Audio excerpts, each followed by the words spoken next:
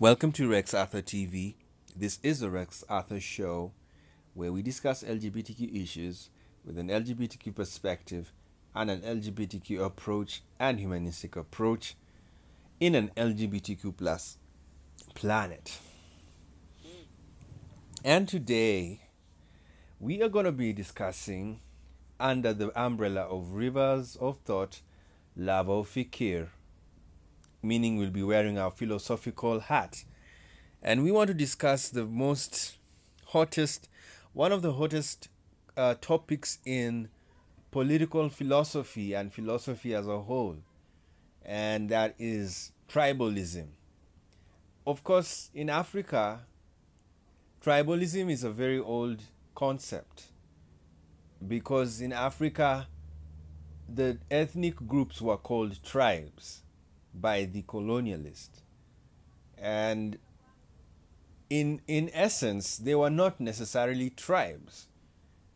They were nations or ethnic groups because they were speaking every different language the colonialists found, or the missionaries, they called that one a tribe rather than a nation.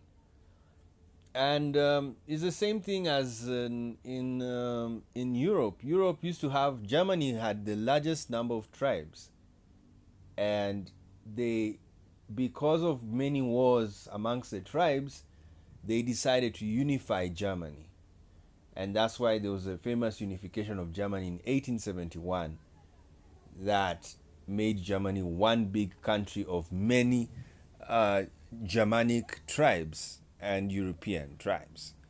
But generally the word tribe was only given to African tribes and Red Indians or non-Caucasian people, because even when the Europeans went to America, when they met the Native Americans, they also put them in tribes. And of course, maybe in Native America it could make sense to call them a tribe, but in Africa it really didn't make sense because they were nations, only that they were not so big nations. They were very small in size. Like when you come to Africa, like the tribes in Africa, they have let me give a country example. Like you can go to Uganda or Kenya. I think Kenya is easy to understand. They have tribespersons of 6 million people. There's a tribe that has 6 million people. Now, when they have 6 million people, what does that mean? You can measure how many they were 100 years ago. Because remember, population is in multiples. And they like the old tribes in Kenya tend to be they are small in size because they existed in time immemorial, like the Turkana. So when you find the Turkana, they are not even 1 million. So what does that mean? You can measure how many they were 100 years ago, and then secondly, it will tell you that 100 years ago they were not a very big nation. They were very small. And another thing you need to know about Turkanas, I'm using them as an example, they are an offshoot of a Nilotic group. So these are Nilots. Nilots meaning people who lived along the river Nile, and then they came into splinter groups. So they were all one tribe. They were on one nation, but they became splinter groups. And so you have Turkana, you have Maasai, all of these, they were Nilotic. They come from the Nilotic nation, but they became sub-nations or sub-tribes, which were now called tribes. And that's why when you look at them and you wonder, why are they not 1 million? It's because they are a splinter group of a nation. And actually in Africa, what's going to happen is the larger the tribes become, the more they will create sub-nations, sub-tribes. Like even in Kenya, they have the Luya tribe that has sub-tribes in both Kenya and Uganda. And they are growing big. So the bigger they'll grow, some of these sub-tribes will become tribes on their own. They will become nations on their own. Reason being, there are some sub-tribes which are becoming so large that they will be considered a nation. Like the Zulus were a very large nation, and through Shaka Zulu, he splintered the whole Zulu nation because he wanted to control every clan and every sub-tribe in the Zulu nation, and some of them refused. And that's why the Ngoni of Tanzania are Zulus who ran away from Shaka Zulu, and they went to Tanzania as late as 19th century. So Tanzania has a South African tribe, a sub-tribe of the Zulu people. But in Tanzania, they are not a sub-tribe. They are a tribe called the Ngoni. So that is the ethnic side of tribalism we are trying to explain to you. That we'll even find out what a tribe is as we're going through this. So basically, now, why was I talking about Africa so much? It's because the word tribe has been so much in the African vocabulary. When we see tribalism as Africans, we know what it means. But it's very weird. Why I'm talking about it now, it's weird that the West is now realizing they have tribalism. And that's why I'm now discussing about it, and the video is entitled Global Tribalism. Is it a farce or reality? So we're going to go through the different articles that are talking about it, and this is the hottest article by Adam Rothman, and he's saying, so we're going to go through the articles one by one, and Adam says tribalism doesn't explain our political conflicts. So we want to find out what explains our political conflicts. Remember, this is River of Thought and Lavofikir. Then another one we're going to look at is our tribalism is nearly complete. Then Hilton Head says, no, it's not tribalism. Now, we will avoid reading African articles on tribalism because that's not the tribalism we're tackling. We're tackling global tribalism, the new concept, the neo-tribalism that the world is talking about. Africans, we've already known tribalism, so it wouldn't be time to look at an African article on that. Now, America's problem isn't tribalism, it's racism. So the Atlantic in 2 weeks ago said that. Then the Beacon has an article called Political Tribalism. And then Radio West, Tribalism 101, pick a side. Then When Tribalism First Entered America, Politics. That's a nice one to read. We're going to go through it. And then Trump Tribalism re-elected this congressman, New York Times again. And then The Intelligencer, breaking down tribalism in Bucks County. Why sports tribalism is worse than other tribalism. It is hard to see democracy coexisting with tribalism. Beautiful one at Wall Street Journal. Common Dreams is joining Adam and saying tribalism is not the problem. Paul Ryan, Republican, decries tribalism, identity politics ahead of midterms. So you already saw that was going to be a problem. No, Donald Trump did not affect America with tribalism. American Thinker is saying that.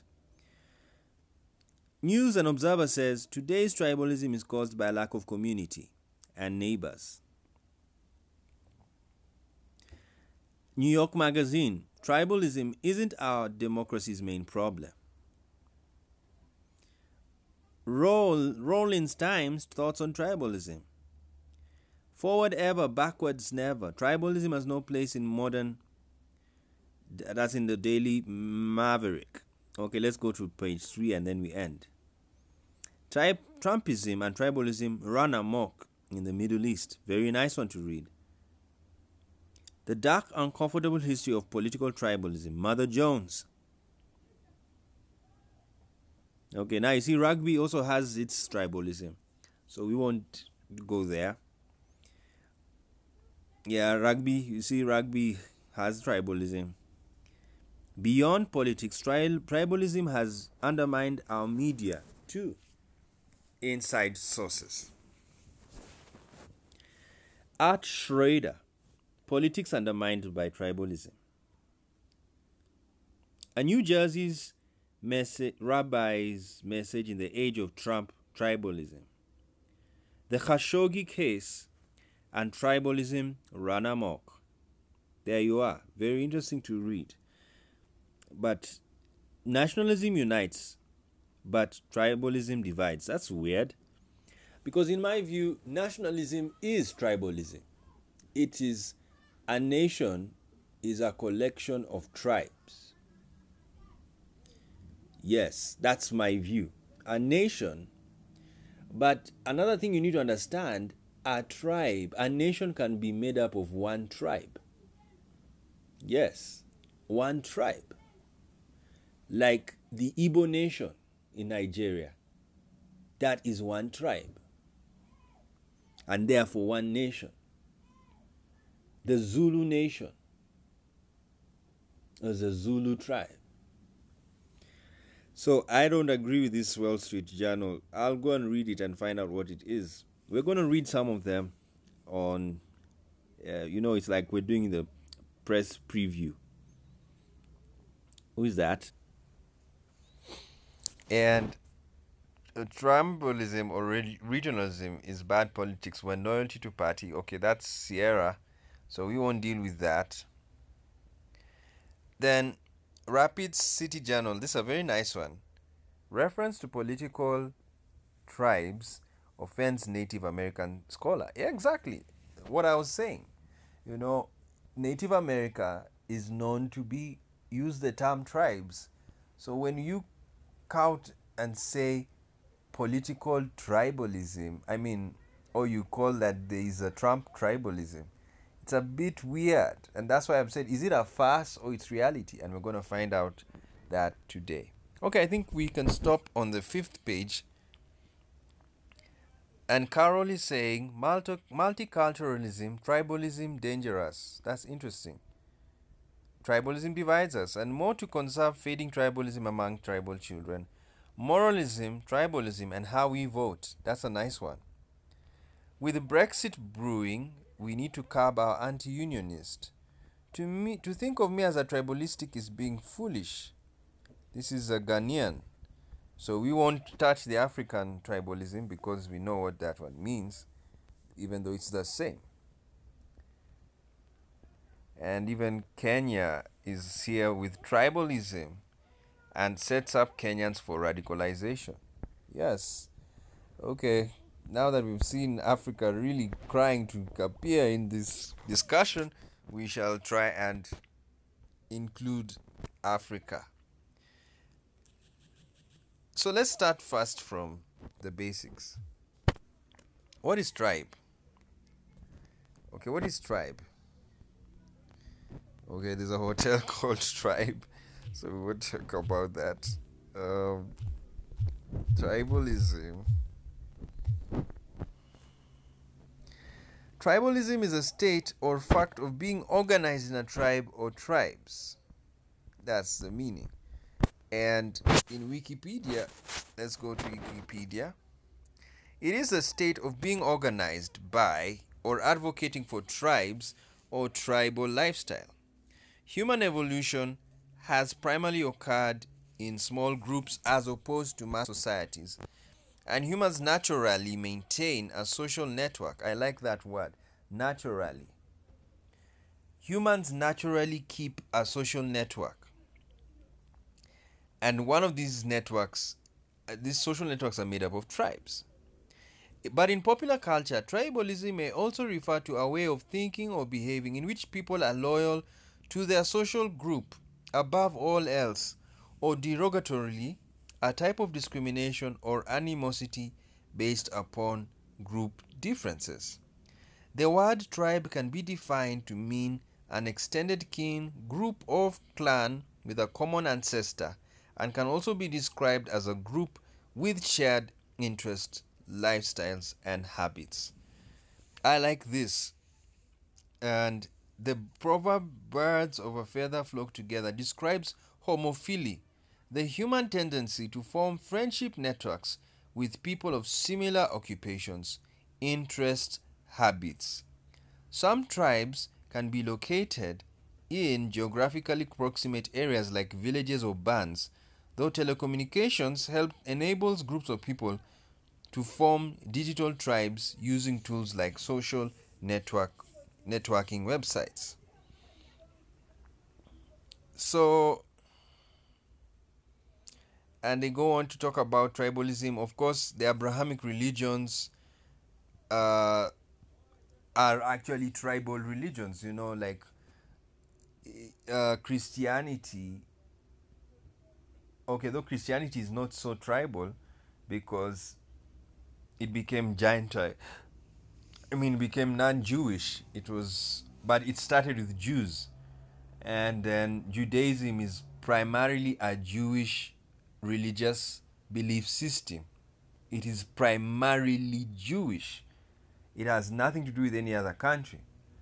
And Christianity also started that way, but it diverted because the Jews did not agree with the Christian Jews who said Jesus Christ was the Messiah. To some Jews, Jesus Christ was not the Messiah. And for that reason, Christianity ceased. It could not survive in the Jewish nation as a Jewish religious belief system. So what happened is, when it couldn't survive, through Paul, who was a Jew, through Paul's efforts, Gentiles became part of Christianity. And if you look at Christianity in a sinister way or in a skeptical way, it could be to try and save face, they chose to go to the Gentiles and to bring the Gentiles into the Christian circle. Because if they didn't do that, if they didn't include Gentiles, Christianity would have died. It would be in another sect. Remember, Israel had so many sects, and most of them were political, religious sects. Even Jesus, the reason why he had followers was because he was political. They knew they were under Roman occupation, and they were always looking for a leader to replace the Romans. So there was a time, if you read the Gospels, Jesus, they wanted to make him a king. Yes, that's a political leader. A king is a political leader. And this is what you need to understand about Christianity. It is a very political religion because it has a king, a political leader. Islam, there is nowhere you read about a kingdom at all, that we are coming to set up the kingdom of God. Islam has no dominionism. They only have a religion. That is why Saudi Arabia is a very new kingdom. Yes, if you study Islamic kingdoms, it's a very new concept. Of course, we'll talk about that when we talk about Islam. But basically, you have to understand, the Quran, nowhere do you read the term kingdom of God or that Muhammad is the king of kings. You see, but in the Bible, Christianity is very clear, and especially the New Testament. Jesus Christ is the King of kings. He's the President of presidents. He is the Lord of lords. He's a political head. and he's in charge of politics. And the Bible and the Christians are waiting for him to come and rule, meaning to come and bring his politics in the world. Now, the Judaics did not believe Jesus was the king. And so what happened is they left the Jewish Christians to go on and mingle with the Gentile Christians. And that's why now Christianity looks so Gentile.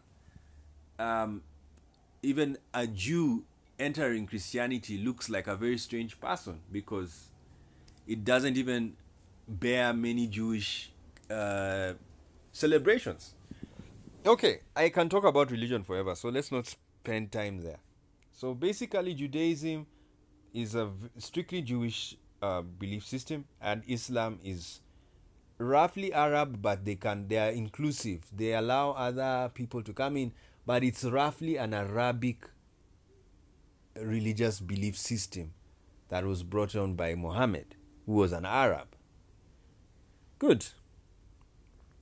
Now, so that's all tribalism does and blah, blah, blah. We don't want to focus on these. We just want to focus.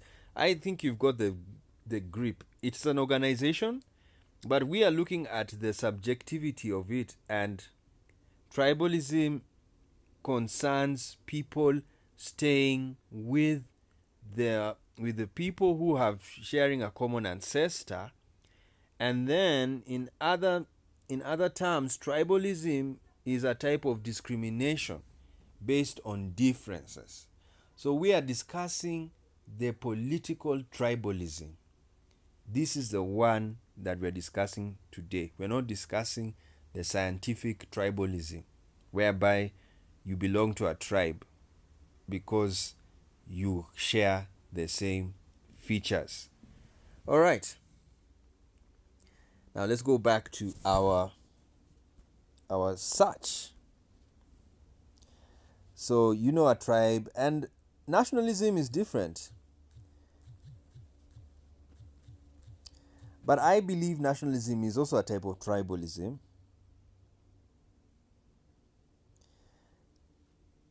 You see, it is a political, social, and economic system characterized by the promotion of the interests of a particular nation.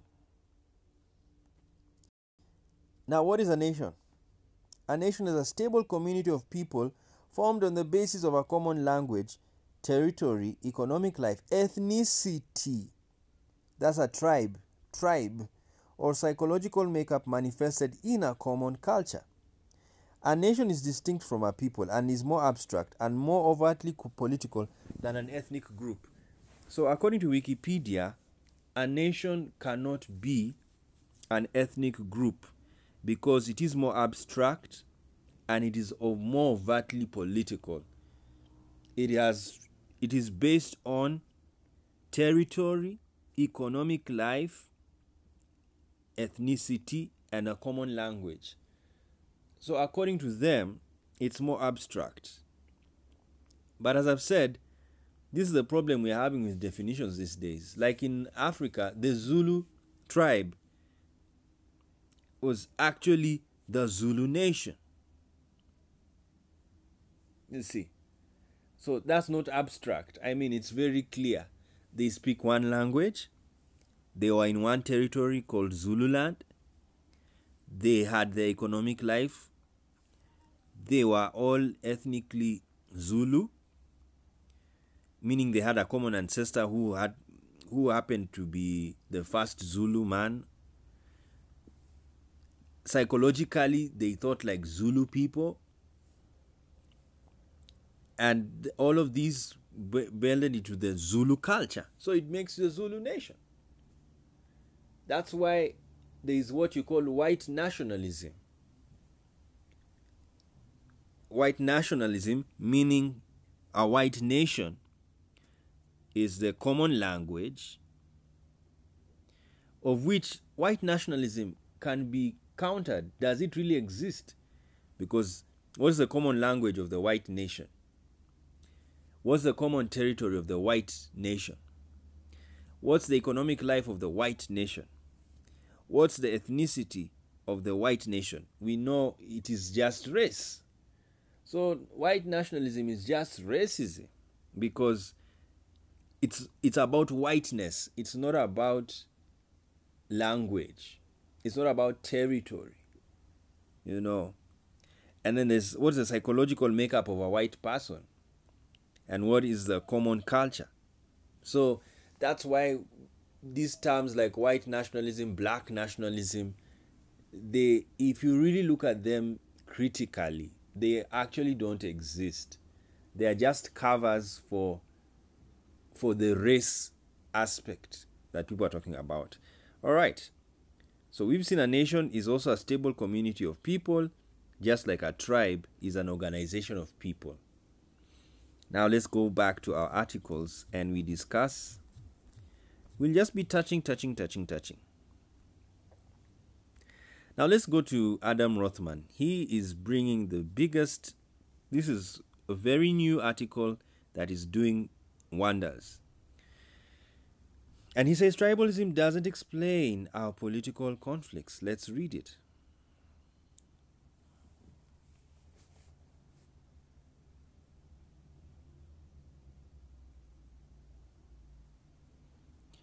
So tribalism doesn't explain our political conflicts by Adam Rothman.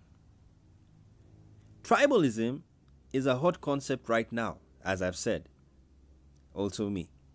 One many people believe is the root of America's divisions. During the confirmation of Brett Kavanaugh, Jeff Flake complained that tribalism is ruining us. Many of our pundits in particular are obsessed with tribalism. New York's magazine Andrew Sullivan warns tribalism is corrupting and even threatening our system of government. Academics have also said the same. Sullivan, this is roughly the century after the Civil War, when a racial and political conflict was diluted by a myriad of ethnic loyalties, and two world wars unified and integrated the citizenry. Okay, so he's saying that. Now let's go to Adam's views. We are going in bits, so as I'm talking to you, I'm reading.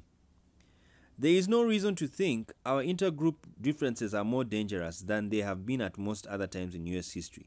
Yet at the same time, that past offers plentiful guidance of how to live with and harness our differences for good. So Adam Rothman is trying to say, yes, even though the differences exist and they caused a lot of trouble in the past, today we are supposed to learn how to live with those differences. So to Rothman, we need to pay attention to history, not prehistory, to understand complex modern politics and society. So he goes on to say,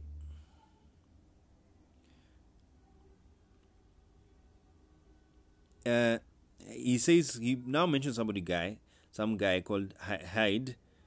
Hyde says teaching students to focus on their racial, gender, and class identities is dangerous because students are young human beings whose minds evolved for tribal warfare. This might be true if tribal warfare involves heavy drinking.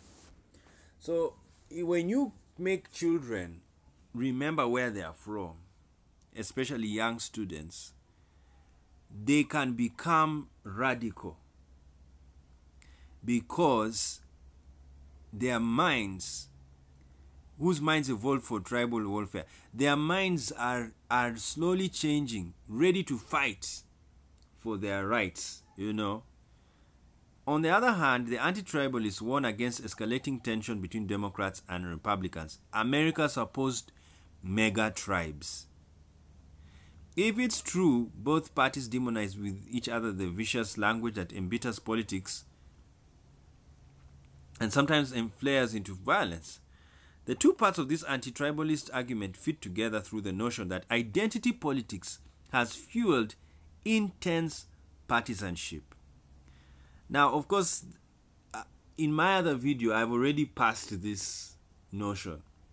Reason being, what is happening now in American politics is that you find the gay tribe is both in the Republican and the Democrat Party, and independent. You'll find even gay people who are independents. And that applies also to black people. There are black people who are in the Republican Party, and there are black people who are in the Democrat Party, and there are black people who are independents. They are neither in Democrats or in the Republican Party. So, what does this mean? I'm trying to tell you that the identity politics has been softened, because now all identities can be found in any political party. So that is going to destroy the intense partisanship we are seeing these days. Now, he's going on to say us versus them, talking about that.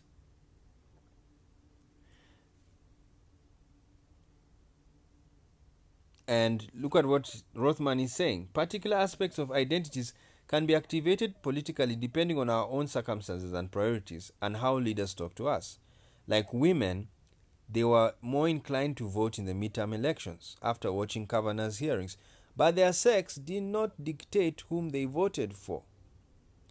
Well, it's weird. I don't know. Like, the Democrats won the House now of Representatives. So the question is, was it Obama's effort or Kavanaugh's era or Kavanaugh's hearings that bolstered the women to rise? Or it was Obama's effort? We do not know. Let's go on. And he goes on to say, concerns about political tribalism also neglect an important trend in American politics. It may be true the parties are becoming more ideologically polarized, but a smaller proportion of Americans identify as Republicans or Democrats than they used to, and more people identify as independents than with either party. The 40% of Americans who are now consider themselves independents do not fit into tribalist scaremongering. Yet the parties spend a great deal of money and energy in every election trying to get them to vote. This is a beautiful paragraph of what's happening in America. The independents are increasing. And the more the independents increase, the more it's going to be very hard to know who is going to win an American election. Because both Republicans and Democrats spend a great deal of money and energy trying to get independents to vote. Now, the scary part would be if your party has a high percentage of independents. It could be when elections come, your party is not able to get votes because you have a very high percentage of independents. So these are people who they can even abscond voting because they are independent. And then other than that, at the day of election, a voting day, the two parties have spent so much money, but they still can't predict who has won because the number of independents is so high.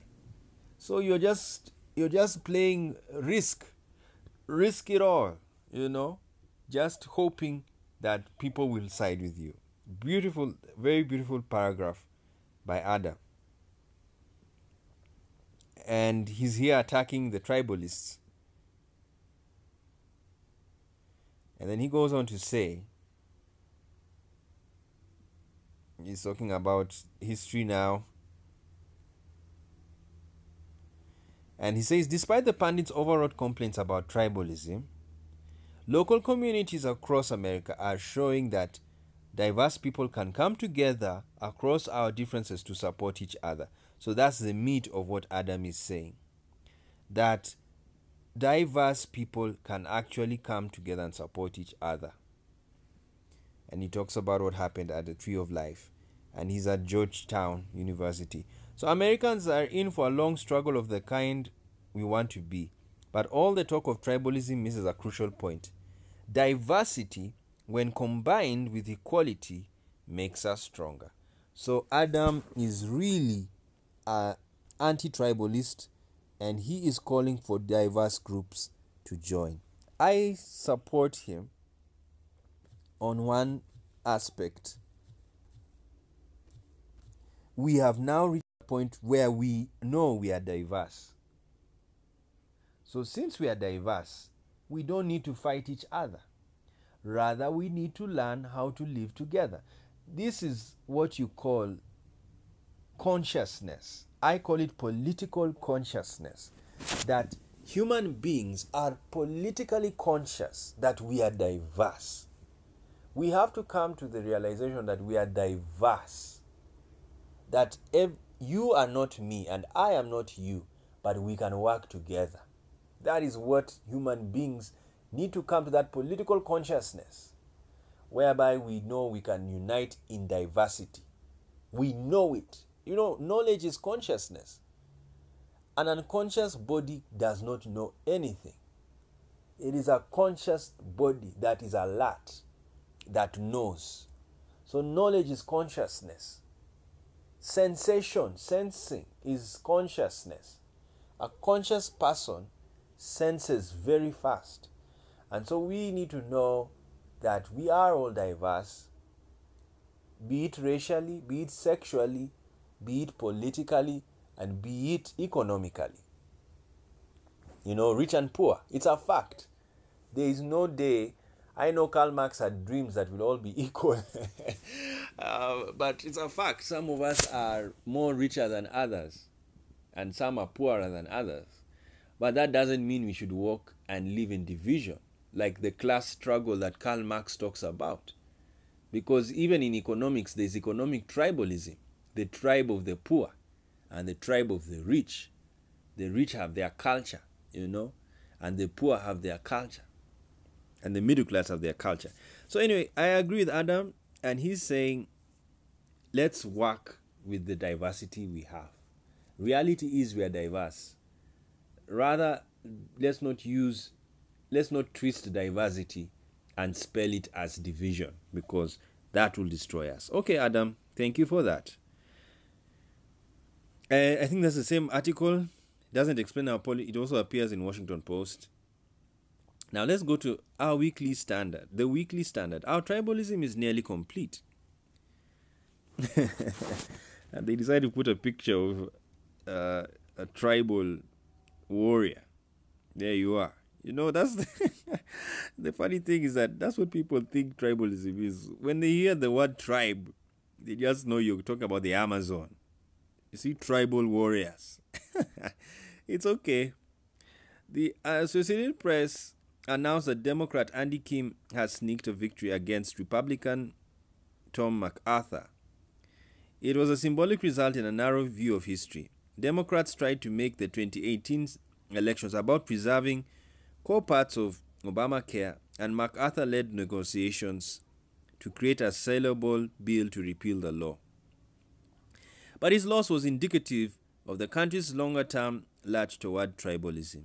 So according to this publication, the Weekly Standard, it is that they are saying tribalism is a problem. So these are the tribalists, and New Jersey is a modern blue state. But this century, Chris Christie is an outlier, and I think he tried to make it Republican, and he was a bipartisan man, blah blah blah.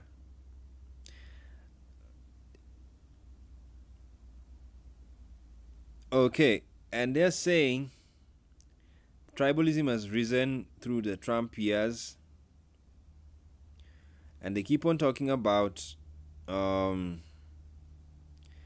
the red states and the blue states. That's now what you call the tribalism. That's the political tribalism that is happening.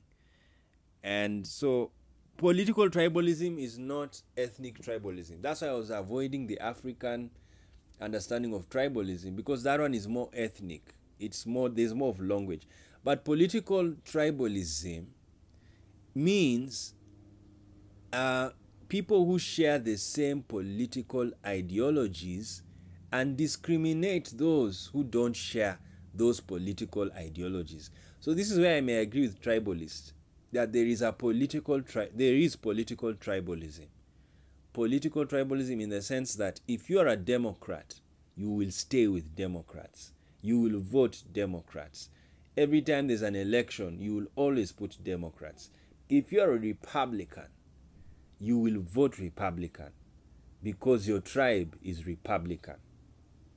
And political tribalism is not like ethnic tribalism. It needs a lot of vamping and a lot of strong leadership, because if the leadership collapses, then you will have a problem of having either more independence in your party and therefore reducing the number of tribesmen in your party. And then when the independents now come out of the party, they may now vote for your opponent. So that's political tribalism. It's not the same as ethnic tribalism, which is natural and genetic. All right. Now look at this this chart, and how away games and how the Democrats and Republicans have managed through the years. So this is a very the article is more political, on political tribalism, and the blue states and the red states, those are the tribal lands. And basically what I've got from the Weekly Standard is they are focusing on political tribalism, and they are really trying to tell people that, and what I've got from them is that political tribalism basically means political ideology, which political ideology you stand for. And it doesn't really mean ethnic tribalism. So the Democratic Party is a tribe and the Republican Party is a tribe because they have values. And if you can be a Democrat today, and when the values or the principles change, you can leave the Democratic Party. Remember, the Democratic Party was the party that had Ku Klux Klan members. What happened? It changed. And those who supported Ku Klux Klan and now realize the Democratic Party the Democrats no longer support Ku Klux Klan, they left the Democrats. But the history is the Democrats were the ones who wanted to keep slaves. So some people, I remember some blacks were complaining that if you stay in the Democrats Party, you are actually supporting slavery and Ku Klux Klan. And I thought to myself, I said, no, that it doesn't mean that, because the fact is that was history. At that time, if you stayed in the Democrat Party when they were supporting KKK and slavery, then it means you were in a wrong party, in my view, because slavery is wrong and what the KKK believes in is not right. Now, but in the 21st century, Democrat Party, it stands with blacks, it stands with minorities, stands with the LGBT community. I mean, if those are the things they are saying they stand for right now, even if their history was ugly, their present is what I want. So you support that. And that's the same with Republicans. Republicans were the ones who emancipated the blacks. But today, very few blacks are supporting the Republican Party. Why? Because when the KKK left the Democrats, they went to look for another party. So what am I trying to say? Political tribalism is it changes, because political parties can change their views. They are not permanent. But ethnic tribalism is very permanent, because there is a language, there's a common language. So that's what I want Adam Rothman to understand, that when people talk about political tribalism, they are not necessarily talking about identity, but they are talking about ideology.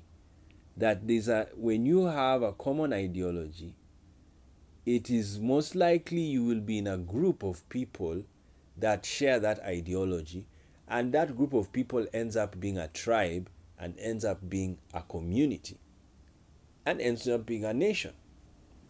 All right. So, okay, Hilton Head says no, it's not tribalism. Let's not focus on that. Let's focus on the Atlantic. And we're almost done with this analysis. So, only one of America's major political parties relies on stoking hatred and fear against those outside its coalition. You see, so this guy is, I know whom he's attacking. He's attacking the Republicans. Okay. It's not that clear. Let's try and it's the article is black, so we can't read it. All right, guys, let's go to another article. So sorry, this was going to be a very nice one.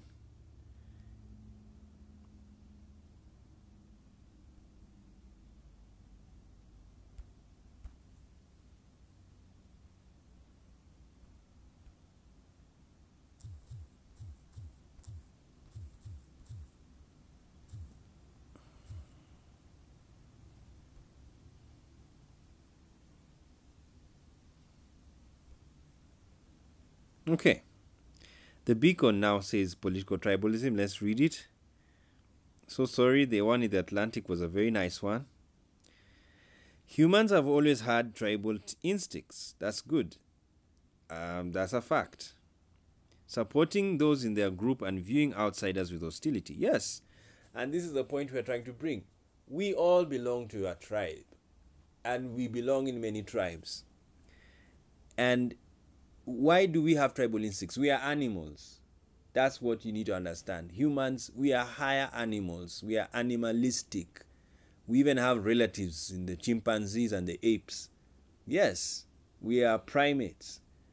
And so,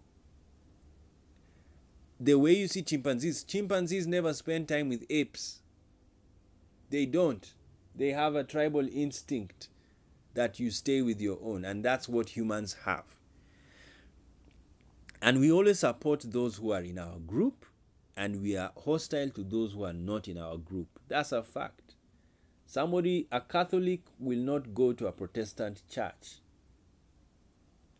in the early past. Right now, we are going through what you call conscious reconciliation, whereby we understand we have different views, but it doesn't mean we should be hostile against each other. That's why there are Catholics.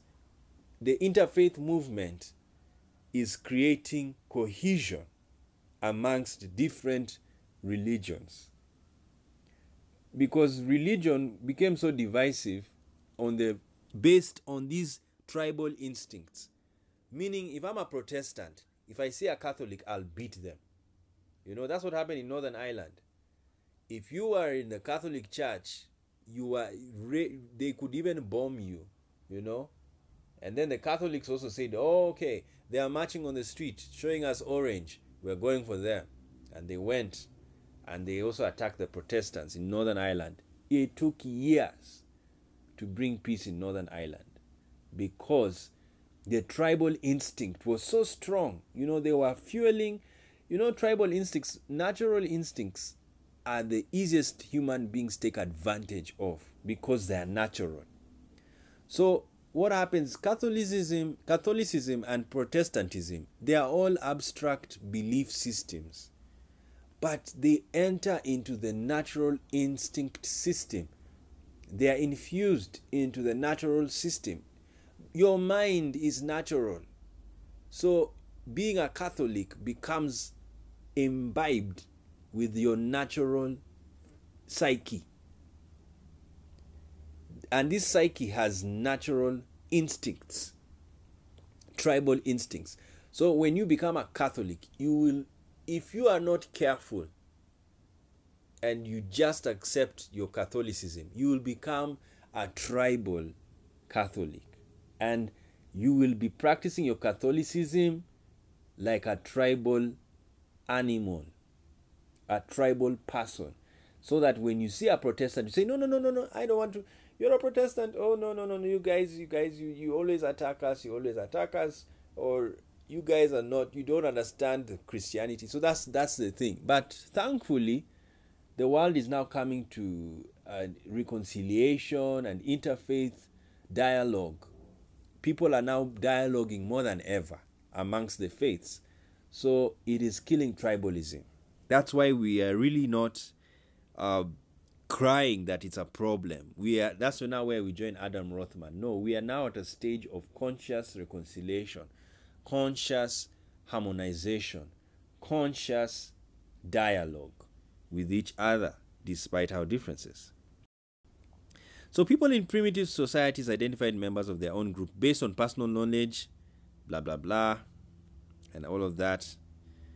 Governments that punish those who harm others are another institution, or more accurately, are a combination of institutions, blah, blah, blah, blah, blah, blah.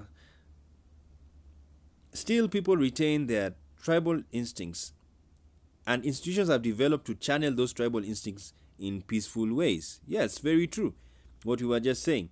You just channel tribal instincts into teams, football teams, soccer, religion, and all of that.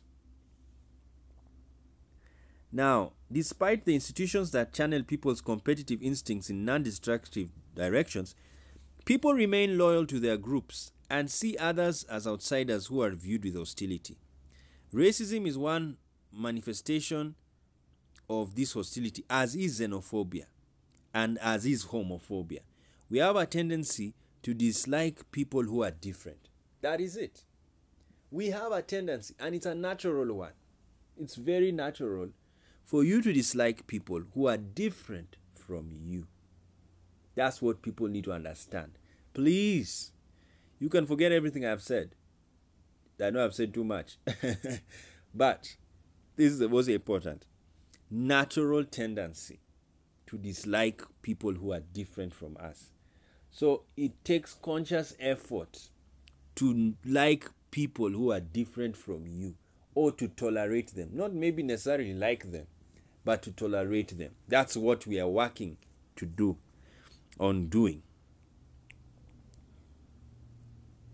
So you see, that's why there's racism. That's why there's xenophobia. That's why there's homophobia. All of these, Islamophobia, Christophobia, all of them, they exist because you meet somebody who is different from you. And so the first reaction and response to them is to flee or to fight. You see? Your first reaction is not to fuck. Yes, it's not to fuck, to connect with them, to be friends, or to friend. It is to flee or to fight. And that's what happens to human beings.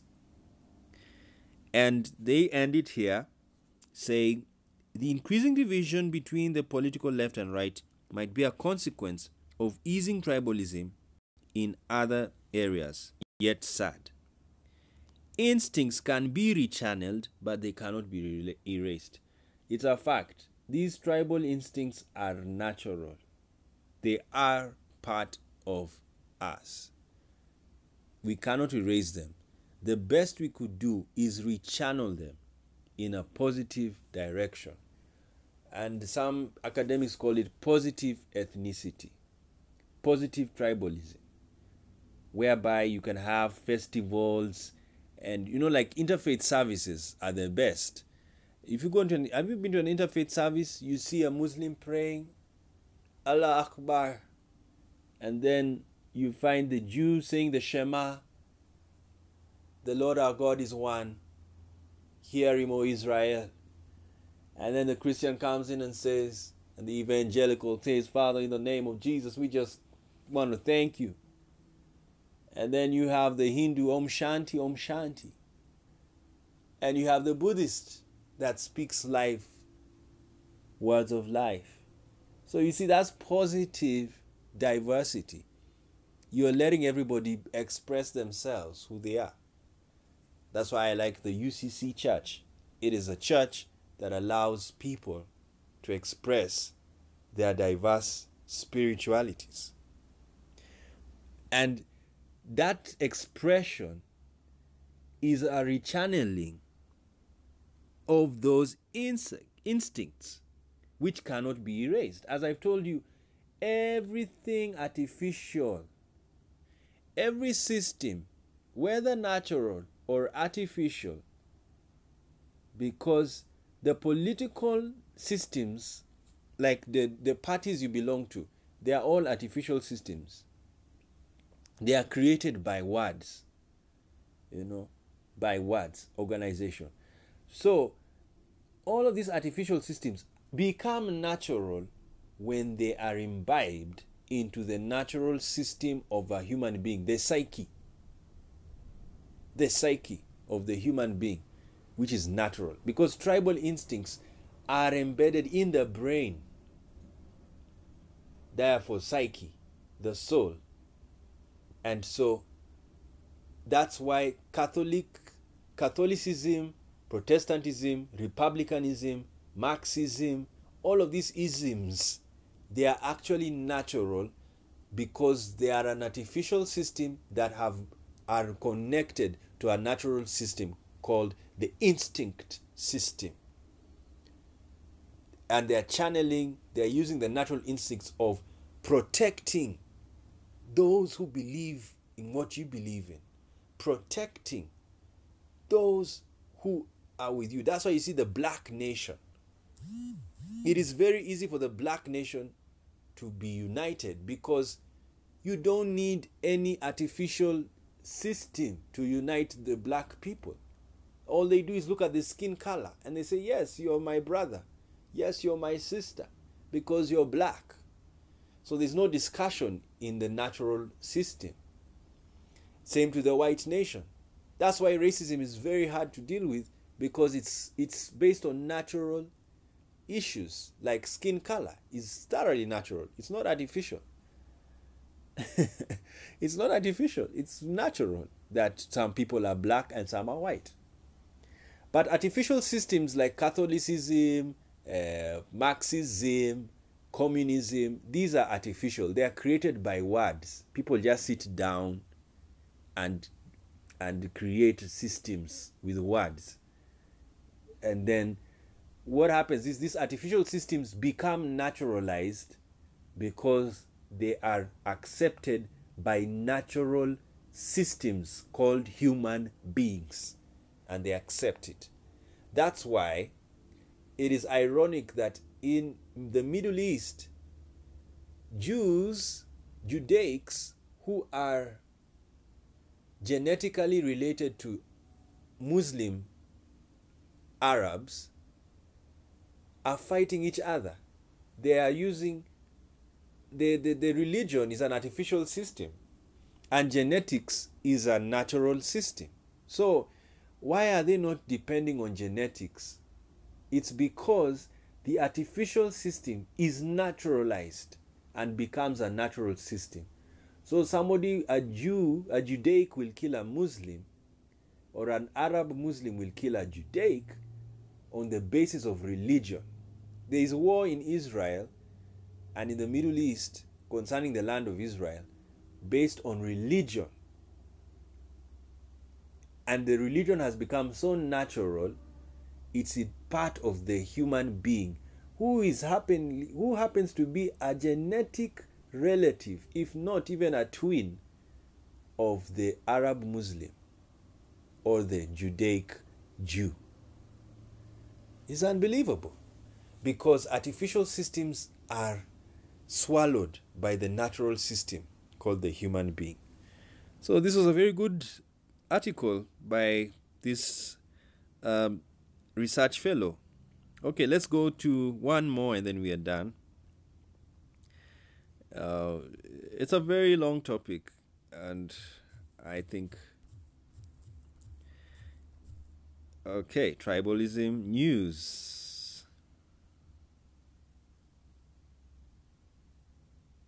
Now, New York Times is saying Trump tribalism. Let's first know. I think let's focus on this one. When tribalism first entered American politics, then we'll be done. There is Newt Gingrich looking at Clinton. The red and the blue. So they're still saying the 1990s and the birth of political tribalism. I like one because they are saying it's political tribalism. They are not just saying it's tribalism. That's better.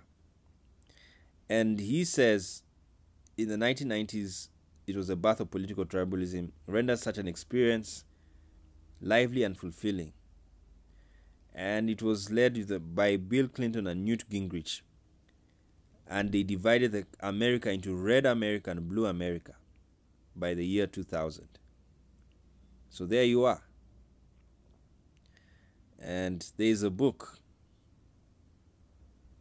Nice book to read. We're going to read it for our consumption. Okay. So basically, according to this article, it began in the 1990s, and the tribalism is there is a red America and there's a blue America. And unless that is broken, America will remain like that. Of course, 2020 is going to be a very interesting year. But as I've told you, in America, it's a two-horse race. And so we may really not see a change in the near time. I thought Andrew Yang could do something, but Andrew Yang is not that rich. You know, he's alone. So it's sad.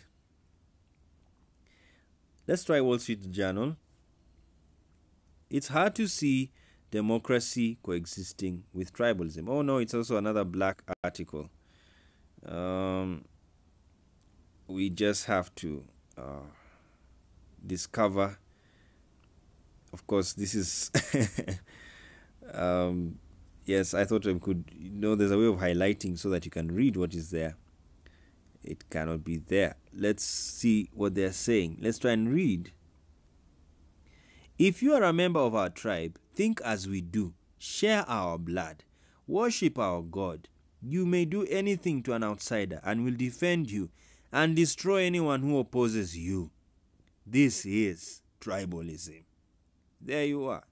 If you are a member of our tribe, think as we do. We share our blood. Worship our God. You may do anything to an outsider, and we will defend you and destroy anyone who opposes you. There you are. So that is tribalism. Basically, it's about loyalty. And it's no different from the mafia. The mafia, the same language used. Blood. You had to make covenants. You had to keep a covenant and say, we're going to protect each other. Yeah, and that's the thing we need to understand about politics. It has that issue. But I want us to stay with Adam. Yes. In the end of this video, please stay with Adam Rothman so that we do not get so tribal. Rather, we get so tolerant and we tolerate our different groups. It's a fact. Nature is diverse. That's what we need to understand. And we are higher animals, if not the highest animals. And therefore, we shall tolerate each other. We should tolerate each other, and we should not have tribal animosities. Rather, we should exchange ideas that come out from the tribal diversities we have. Okay. Let's see this Rollins Times thoughts on tribalism.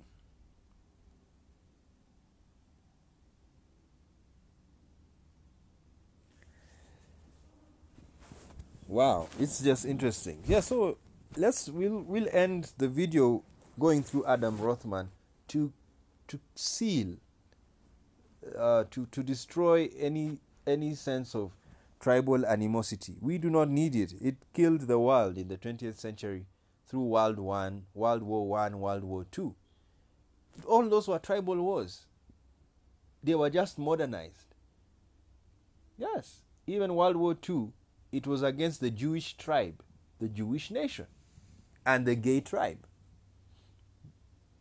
That's all that happened in World War II. It was a war of tribes. So, now, Barbara Parsons wrote this article, and she says, world peace remains elusive, thus raising the question of whether it's possible. Even peace with our country is in question. And I want to tell you people something. You must understand what peace is. I like the Hebrew understanding of peace. It is prosperity. Yes, prosperity is peace.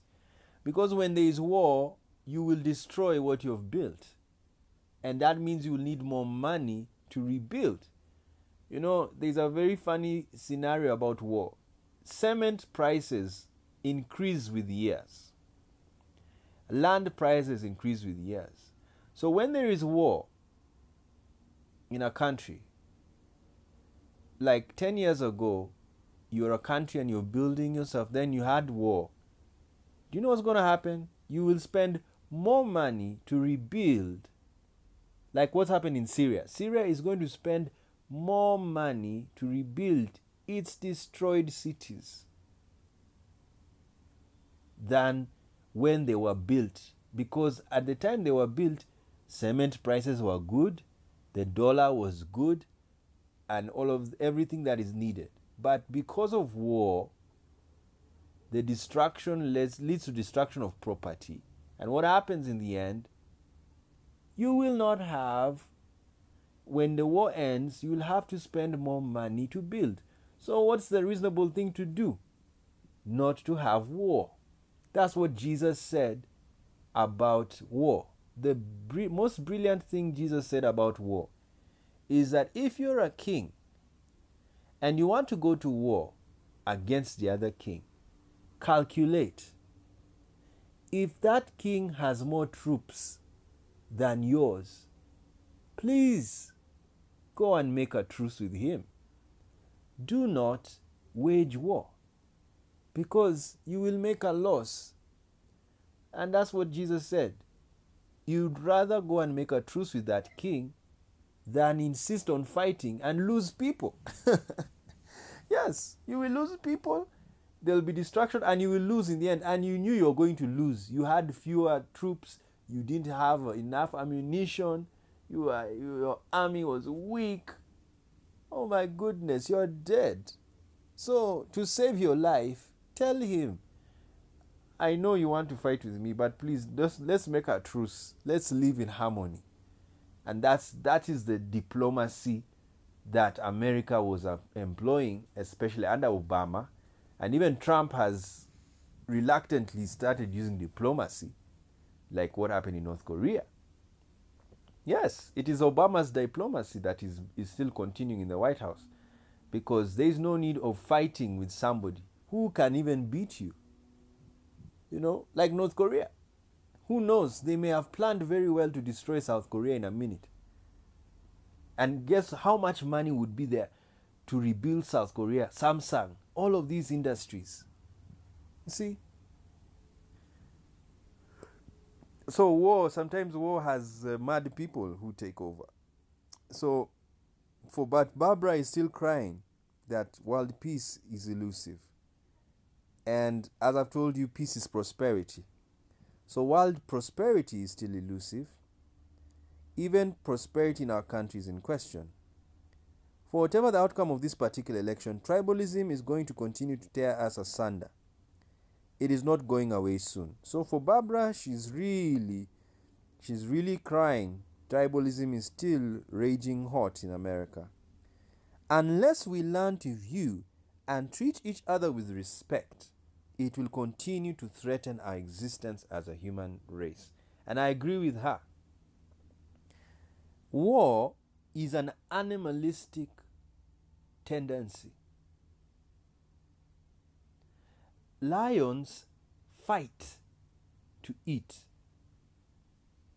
and they fight different animals to eat. There are specific animals lions eat. Lions don't eat any type of animal.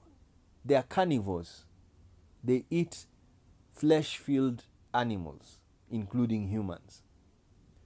So what happens is the carnivorous system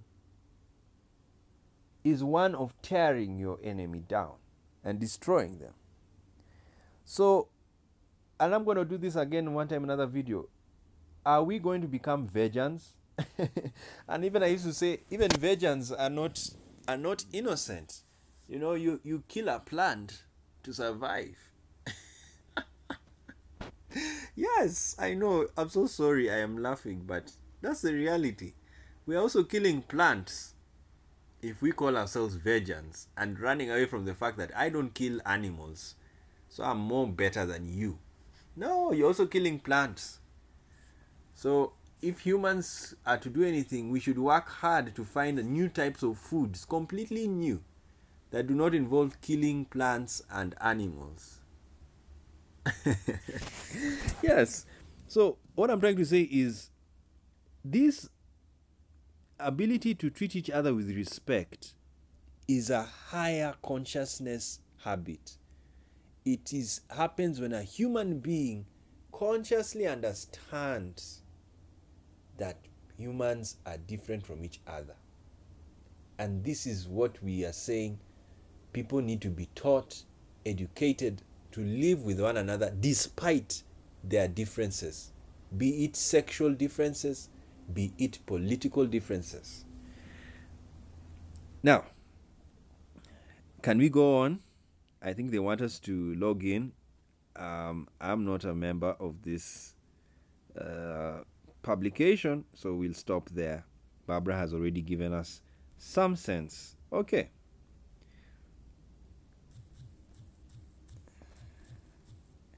Now, I know the temptation is to do many articles, but we won't do. We're just picking them one by one. Paul Ryan already said that. No, Donald Trump did not infect America with the tribalism. We've already known. This one, today's tribalism is caused by lack of community, neighbors. Okay, let's try that one.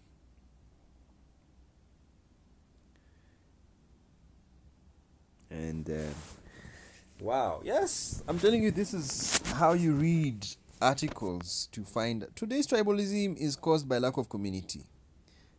Time was kids attending community schools with their friends throughout their school years.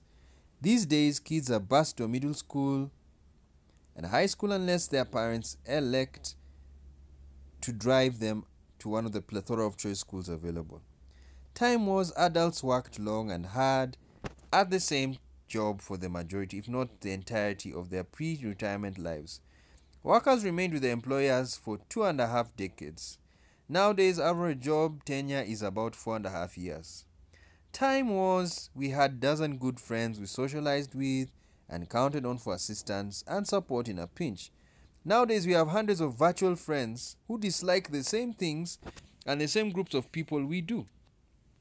Tribalization is being blamed for the fraying of the fabric of social tolerance. The rampant us versus them, fear-fueled polarization we are witnessing is resultant of the fracturing of our long-standing communal tribes and dissolution of the overarching social norms they provided. This didn't happen overnight. Our close-knit tribes have essentially been reduced to little more than enraged, like-minded, far-flung cults. Yeah, this is a nice, not a bad article, and I like it because of one thing. It's telling us that tribalism is being blamed for many things, but it's weirdly saying that there is fractures in the tribes. So because of these fractures, we are actually becoming more tribal. I'm wondering why he's saying that, but what I liked is how things have changed. Yeah, things have changed. Can you imagine now the average job tenure is 4.5 years, meaning you cannot be loyal to a certain company. Yes, you can't. It's gone. We are so much on contracts end. So life is very disloyal. you know, because you can't work for an employer for a very long time. Okay, not a bad one. If you have the time, you can go and read that one. Okay, what else is there? There's a 101 there, but I don't want to go into that one. It looks, this is the one, pick a side. Tribalism 101. I think they're trying to talk about it. Temptation, too bad, fallen into it.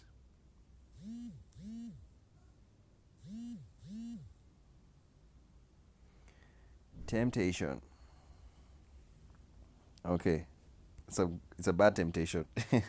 It cannot be whitened. White screen. All right.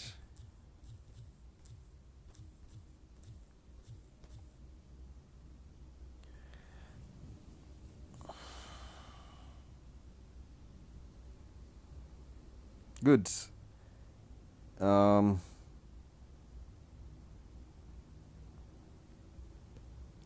Okay, I think we are done. This is Trumpism and tribalism run amok in the Middle East. Let's see what this is saying.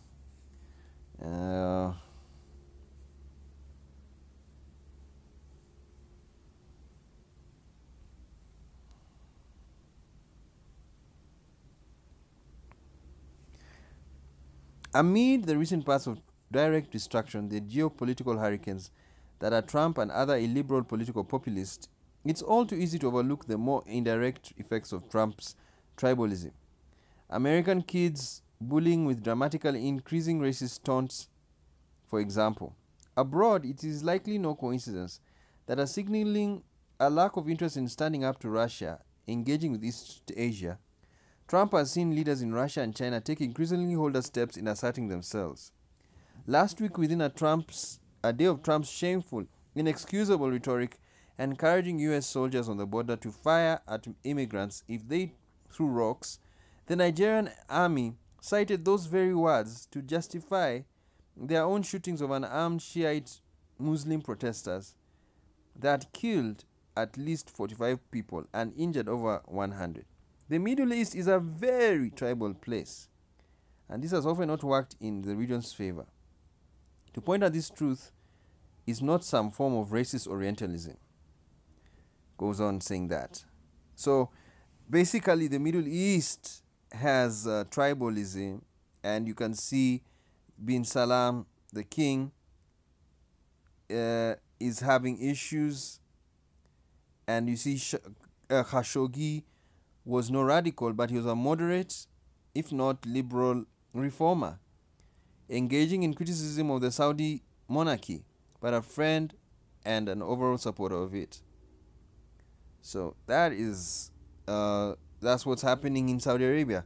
So I think they're trying to show you how tribalism infects and affects politics. All right. Okay, I think it's more based on ethnic tribalism, and I don't want to focus on that. I was focusing more on political tribalism. All right. So let's end it there.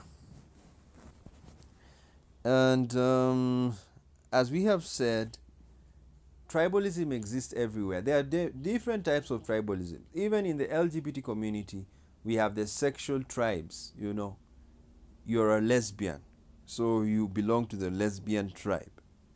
You're a bisexual, so you belong to the bisexual tribe. You are in the gay tribe. You are in the transgender tribe. Now, there was a time this type of tribalism almost destroyed the LGBT community, because lesbians didn't see the need of working with gays, and gays didn't see the need of working with bisexuals, and transgenders didn't see the need of working with lesbians. In fact, there was a conflict in one of the Pride events this year. The lesbians were fighting trans women because they don't think they are women. And that's not true. A trans woman is a woman. She's a different type of woman. So there is diversity of women as there is diversity of men. And that's what people need to understand, that we are not supposed to fight each other when we realize we are different from each other. Rather, we are supposed to work with each other and tolerate each other in spite and despite our differences. And when we do that, we will be able to live in peace and therefore live in prosperity, because everybody is gaining despite being different from each other. And that's why we want to finish with Adam Rothman's article,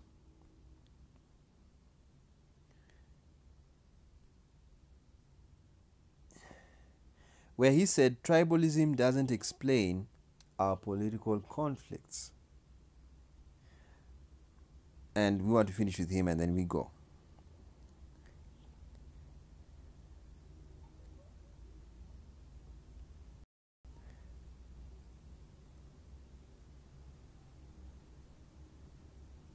And it's a very nice article also about identity politics and full of history. And this is what I wanted us to focus on. Diversity, when combined with equality, makes us stronger. So this is what we need to do. Let us be diverse but united. Let's not be divided. We cannot be divided and united, but we can be diverse and united.